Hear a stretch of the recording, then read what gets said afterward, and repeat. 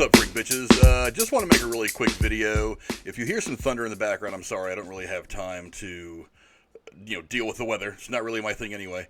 But also, I'm going to have to kind of hastily put this video together. I have some plans I need to get to tonight. But I didn't want to go an entire day without talking about a couple of people who passed away over the course of the last 24 hours or so. The first one that broke last night when we talked about it last night on Derailed, over on Drew's show on Derail. You can check out the link to that description below. Was the Tony Award-winning actor Nick Cordero. This actually broke last night. We were in show. The article that I read, I believe this was on USA Today. I believe. I didn't bother looking at the link, but it's on there, so it's up there somewhere. You guys can Google it. It says Nick Cordero, a Tony Award-winning nominated actor who starred in such Broadway hits as Rock of Ages, Waitress, and A Bronx Tale, has died due to complications from coronavirus. God has another angel in heaven now. My darling husband passed away this morning. He was surrounded in love by his family, singing and praying as he gently left this earth, said his wife, Amanda Klotz. And if I mispronounced the name, I'm sorry. She also said in a statement, I'm in disbelief and hurting everywhere. My heart is broken as I cannot imagine our lives without him. We can certainly imagine that. They only got married back in 2017, and they did have a young child, so that's just tragic all around. After thanking Cordero's extraordinary doctors, Klotz expressed gratitude for the outpouring of love from friends and fans and signed off with a sweet message for her husband that reads in part, "You have no idea how much you lifted my spirits at 3 p.m. every day as the world sang Nick's song, Live Your Life." She also wrote, "We sang it to him today, holding his hands. As I sang the last line to him, they'll give you hell, but don't let them kill your light, not without a fight. Live your life." She smiled because he definitely put up a fight. That he did. I mean, this whole thing is just tragic beyond belief. Cordero earned a Tony nomination in 2004 for playing a mob enforcer in the musical Bullets Over Broadway.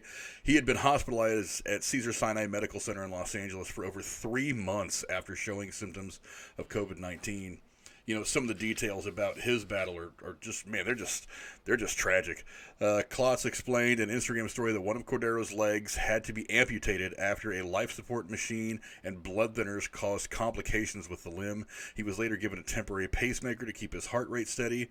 And this past Thursday, she told CBS This Morning, again, forgive the lighting if you're hearing it, the ultimate goal was that he would be a candidate for a double lung transplant.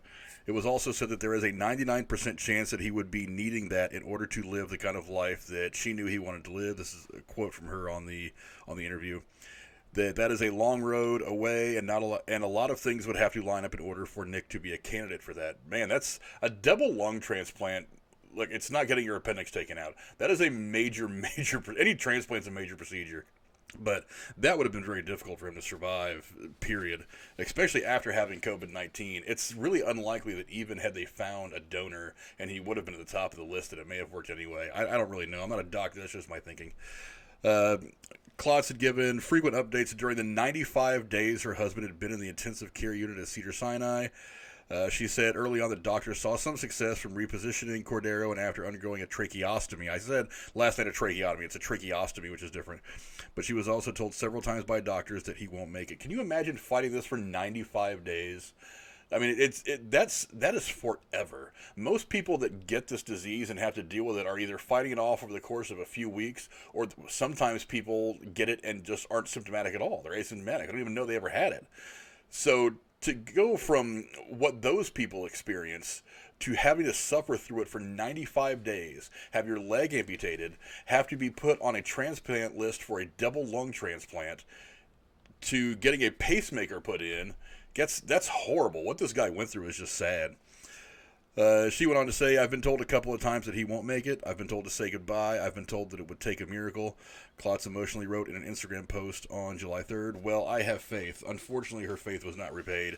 Very, very sad. Cordero made his Broadway debut in 2012 in the long-running musical hit Rock of Ages, which is a very funny movie, by the way, if you've never seen it, before earning a Tony nomination in 2014 for the short-lived musical based on Woody Allen's Bullets Over Broadway in the role of an arch-loving gangster played by Chaz Palminteri in the film. After portraying an abusive husband in the Sarah Bareilles-scored musical Waitress, Cordero took on another role originated by Palminteri on film, the hero of Palminteri's A Bronx Tale, the musical, which opened in 2016 and ran for 20 months. It's a good run. In addition to his stage work, he was also in a couple of films. He was in a Zach Braff comedy, Going in Style, and appeared on shows like Blue Bloods and Law and Order Special Victims Unit. That's just tragic. Look, folks, wear your masks. We don't know how people are going to react to this COVID thing. Either people are getting it, they're asymptomatic and don't know it. They're getting it, they test positive for it, they never feel it. Or they're getting it and they're suffering very, very much like this guy. Some people are suffering for it. There's Michael Yo, the comedian, almost died from this, and he is a healthy 30-something-year-old guy who's in great shape. You just don't know. So please, wear your damn mask, sanitize, practice social distancing. Let's just do this so we can get through. We can be pissed about it all later. And then, as if that wasn't bad enough, I woke up this morning to this little nugget. This from USA Today. Charlie Daniels, the Country Music Hall of Famer, known for the song Devil Went Down to Georgia, died today at the age of 83. He was a member of the Country Music Hall of Fame, best known for his song The Devil Went Down to Georgia. He died this morning after suffering a hemorrhagic stroke at the age of 83. His death was confirmed by his publicist, Don Murray Grubbs, to the Tennessean. He is survived by his wife, Hazel, and son, Charlie Daniels Jr. I'm just reading some of the stuff in this article. By the time that he topped the charts with The Devil Went Down to Georgia in 1979, the singer and songwriter had established a remarkable, multifaceted career in Music City. As a session musician, he played on 3 of Bob Dylan's albums, including the revolutionary Nashville Skyline, as well as doing recording for Ringo Starr, Leonard Cohen, Tammy Wynette, and other musical luminaries. From there, he built his own career as a Grammy-winning singer, entertainer, songwriter, and fiddle virtuoso. He migrated from an earlier countercultural stance, epitomized on Long-Haired Country Boy, which is a great song, to become an advocate for patriotism in the military. It goes on to say, and again, excuse me for putting together such a crude video, but I didn't want to wait till tomorrow to do this. In 1974, the native of Wilmington, North Carolina, launched the first Volunteer Jam, an all-star concert that has continued for nearly 50 years. Entertainers at these shows include Don Henley, Amy Grant, James Brown, Pat Boone, Bill Monroe, Willie Nelson, Vince Gill, Leonard Skinner, Alabama, Billy Joel, Little Richard, B.B. King, Stevie Ray Vaughan, Eugene Fodor, and Woody Herman. Boy, that's a whole lot of big names to try to raise money for charity. That's fantastic. With the Journey Home Project, he helped raise money for veterans assistance, including donating $50,000 to the Vanderbilt Ingram Cancer Center to help U.S. military veterans battling cancer. That's actually really badass. I didn't know that. He played himself in the 1980 John Travolta movie Urban Cowboy. You can actually go check out our retro movie review on that I did with my friend Jake Huff, and was closely identified with the rise of country music generated by that film. Some of his other hits were Drinking My Baby Goodbye, Boogie Woogie, Fiddle, Country Blues, and Uneasy Rider. Uneasy Rider is a fantastic song. It's absolutely fantastic. You should definitely go listen to it right now. In the 1990s, Daniels softened some of his lyrics from his earlier days when he often was embroiled in controversy. In The Devil Went Down to Georgia, the 1979 song about a fiddling duel between the devil and a whippersnapper named Johnny, Daniels originally called the devil a son of a bitch, but changed it to son of a gun. I personally like it when he calls him a son of a bitch. I don't think that's that big of a deal.